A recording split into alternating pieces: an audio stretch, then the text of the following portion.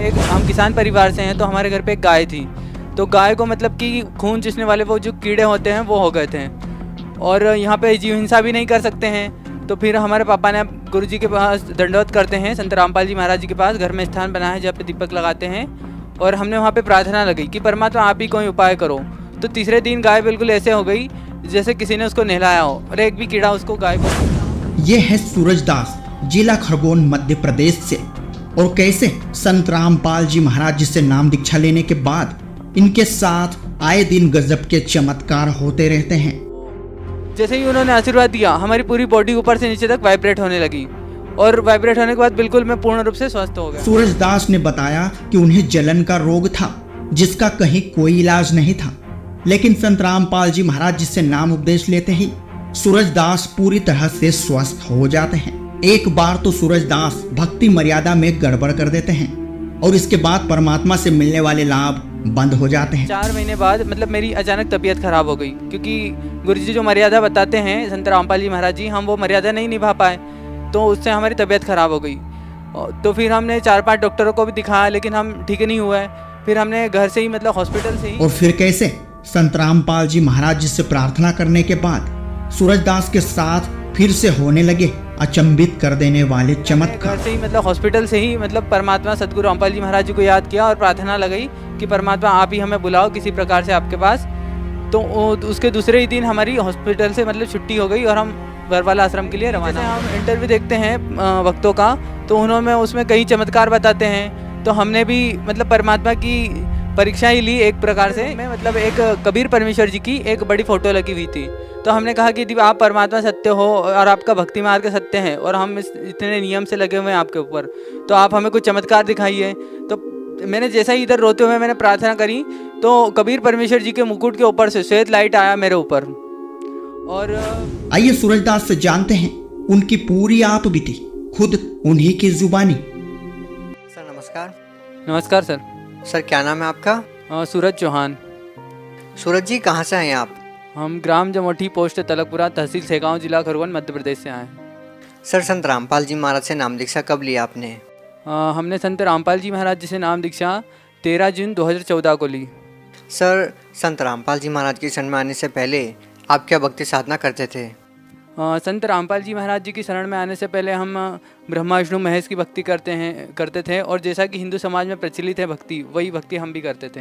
Sir Hindu धर्म में प्रचलित सभी पूजाएं आप कर ही रहे थे, तो फिर आप संत रामपाल जी महाराज की शरण में क्यों गए? हमने संत रामपाल जी महाराज जी का सत्संग सुना और उनके ज्ञान को समझा, और हमने देखा कि हम जो भक्ति कर रहे थे वो शास्त्रों के विरुद्ध थी, और हमें पता चला कि शास्त्रों के अनुकूल भक्ति तो ये संत रामपाल जी महाराज जी बता रहे हैं। तो हमने इस कारण से वो पुरानी भक्ति त्याग दी और संत रामपाल जी महाराज जी के द्वारा बताई हुई भक्ति हमने ग्रहण की। सर संत रामपाल जी महाराज द्वारा दी गई भक्ति आपने की, तो सर उस भक्ति को करने के बाद आपको क्या लाभ मिले? जी, संत रामपाल जी महाराज जी के द्वारा बताई हुई भक्ति करने से हमें बहुत सारे लाभ हुए हैं, पर मैं कुछ का यहाँ पे वर्णन करना चाहूँगा।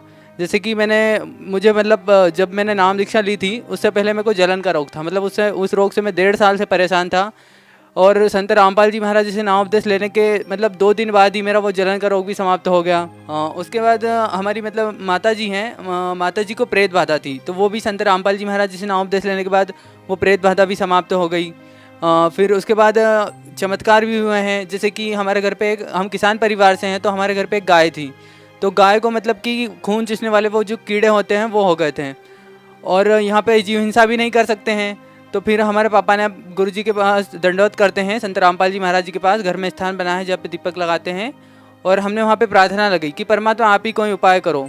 तो तीसरे दिन गाय बिल्कुल ऐसे हो गई जैसे किसी ने उसको नहलाया हो, और एक भी कीड़ा उसको गाय को नहीं था। और उसके बाद नाम उपदेश लेने के 4 महीने बाद मतलब मेरी अचानक तबीयत खराब हो गई, क्योंकि गुरु जी जो मर्यादा बताते हैं संत रामपाल जी महाराज जी, हम वो मर्यादा नहीं निभा पाए, तो उससे हमारी तबीयत खराब हो गई। तो फिर हमने 4-5 डॉक्टरों को भी दिखाया, लेकिन हम ठीक नहीं हुए। फिर हमने घर से ही मतलब हॉस्पिटल से ही मतलब परमात्मा सदगुरु रामपाल जी महाराज जी को याद किया और प्रार्थना लगाई कि परमात्मा आप ही हमें बुलाओ किसी प्रकार से आपके पास। तो उसके दूसरे ही दिन हमारी हॉस्पिटल से मतलब छुट्टी हो गई और हम बरवाला आश्रम के लिए रवाना हो गए। और जैसे जैसे बरवाला आश्रम पहुंच रहे थे वैसे ऐसे हमको लग रहा था कि जैसे हमें कोई सर्प काट रहा है, वैसा मतलब दर्द हो रहा था। और जैसे ही हमने आश्रम में प्रवेश किया वैसे ही हमारी पूरी बॉडी की जो नसें होती है सारी फड़फड़ाने लगी, और गुरुजी उसी वक्त आशीर्वाद दे रहे थे संत रामपाल जी महाराज जी तो जैसे ही उन्होंने आशीर्वाद दिया, हमारी पूरी बॉडी ऊपर से नीचे तक वाइब्रेट होने लगी, और वाइब्रेट होने के बाद बिल्कुल मैं पूर्ण रूप से स्वस्थ हो गया। और एक और चमत्कार यह हुआ है कि जैसे हम इंटरव्यू देखते हैं भक्तों का, तो उन्होंने उसमें कई चमत्कार बताते हैं। तो हमने भी मतलब परमात्मा की परीक्षा ही ली एक प्रकार से, कि जैसे हम उनके भक्तों के इंटरव्यू देखे थे हमने सूर्य नाम उपदेश नहीं लेने से पहले, और फिर हमने नाम उपदेश लिया, फिर हमने सब प्रमाण भी देखे, हमको लाभ भी मिल गए, पर फिर भी जब तक आंखों नहीं देख ले तब तक हमने विश्वास नहीं किया। तो हमारे रूम में मतलब एक कबीर परमेश्वर जी की एक बड़ी फ़ोटो लगी हुई थी। तो हमने कहा कि यदि आप परमात्मा सत्य हो और आपका भक्ति मार्ग सत्य है, और हम इतने नियम से लगे हुए हैं आपके ऊपर, तो आप हमें कुछ चमत्कार दिखाइए। तो मैंने जैसा ही इधर रोते हुए मैंने प्रार्थना करी, तो कबीर परमेश्वर जी के मुकुट के ऊपर से श्वेत लाइट आया मेरे ऊपर, और भी बहुत लाभ हुए हैं भगत जी। सर, जैसा कि आपने बताया कि पहले आप हिंदू धर्म में प्रचलित पूजाएं आप कर रहे थे, उसको करने से आपको कोई लाभ नहीं मिल रहा था, और उसके बाद आपने संत रामपाल जी महाराज से नाम दीक्षा ली और उनके द्वारा दी गई भक्ति आपने की तो आपको लाभ मिलने लगा। तो सर, इसका क्या कारण है कि पहले आपको लाभ नहीं मिल रहा था और संत रामपाल जी महाराज द्वारा दी गई भक्ति को करने से आपको लाभ मिलने लगे? सर, इसके पीछे क्या कारण है? सर, इसके पीछे ये कारण है कि जो पहले हम जो भक्ति कर रहे थे वो शास्त्र विधि को त्याग के मनमाना आचरण था। सर, यहाँ पर हम ये भी कह सकते हैं कि जो भक्ति आप कर रहे थे, आपकी भक्ति करने की विधि सही ना हो, आपने भक्ति ठीक से नहीं की हो, ऐसा भी तो हो सकता है। नहीं सर, ऐसा नहीं है, क्योंकि जो आम समाज कर रहा है भक्ति हम वैसे ही कर रहे थे और उसी विधि से कर रहे थे।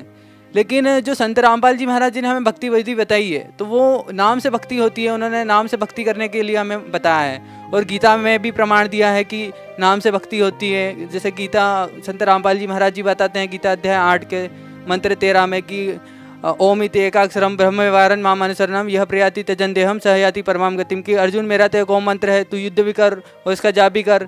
तो ऐसे ही हमारे संत रामपाल जी महाराज जी ने हमें ये भक्ति विधि बताई है कि आप काम करते करते इन देवी देवताओं से लाभ लेना है तो ये नाम का जाप करो, इससे ही आपके रोग भी दूर होंगे और इससे आपका मोक्ष भी होगा।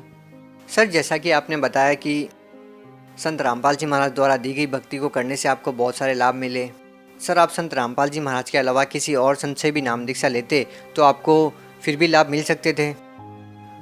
सर, हमने कई सारे संतों के प्रोग्राम भी सुने और उनके सत्संग भी सुने हमने, पर जो ज्ञान हमें संत रामपाल जी महाराज जी ने बताया ऐसा किसी अन्य संत ने नहीं बताया। वो जो संत बताते थे तो वैसे ही मतलब जैसे पारंपरिक कथाएं सुनाते थे राम सीता की या श्री कृष्ण जी की, वैसे ही जीवन लीला बताते थे, पर उनका जो वास्तविक भक्ति जो जैसे करनी चाहिए जिससे मोक्ष हो वो किसी ने नहीं बताया, जो संत रामपाल जी महाराज जी ने बताया वेदों के अनुसार और गीता के अनुसार।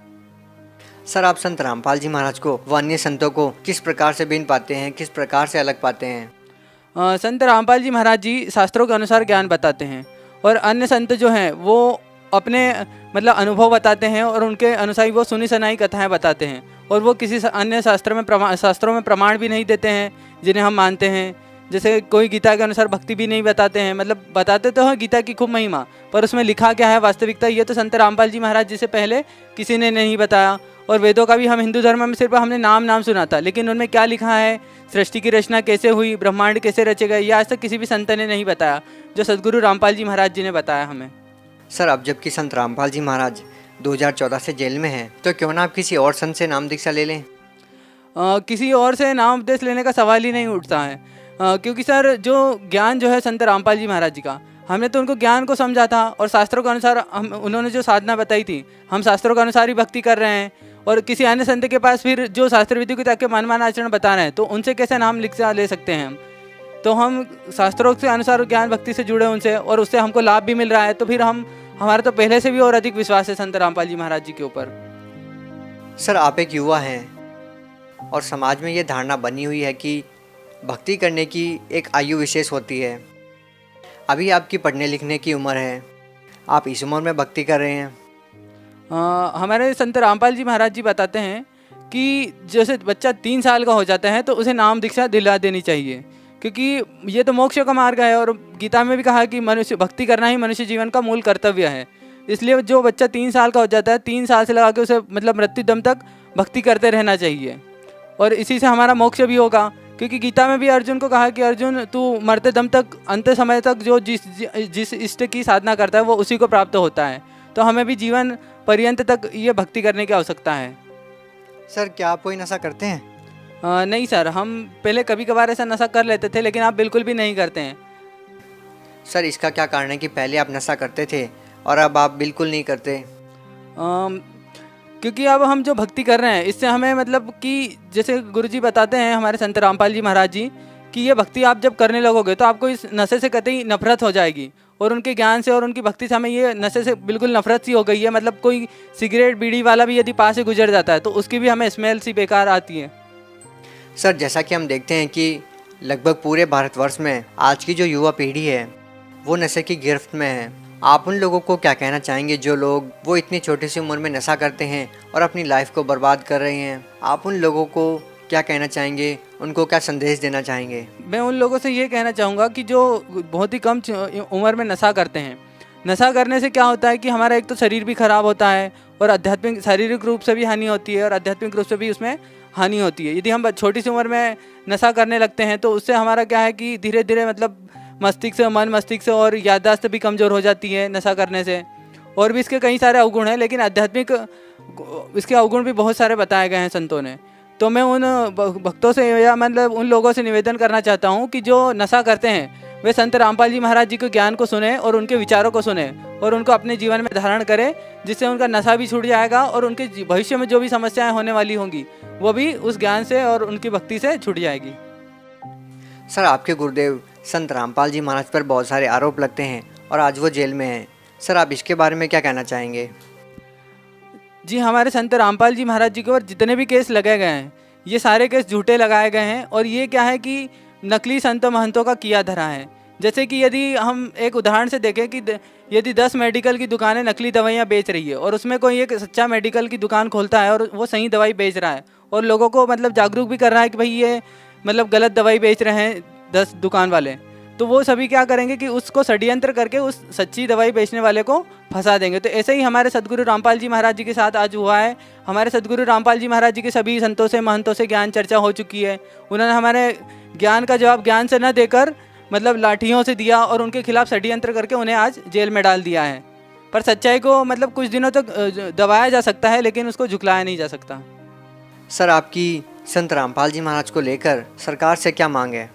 मेरी सरकार से यही मांग है सर कि हमारे संत रामपाल जी महाराज जी को जल्दी से जल्दी रिहा किया जाए और उनके ऊपर जितने भी आरोप लगे गए हैं उनकी CBI से जांच की जाए। जी बहुत बहुत धन्यवाद आपका। सत्य घटना, सत्य की तहता।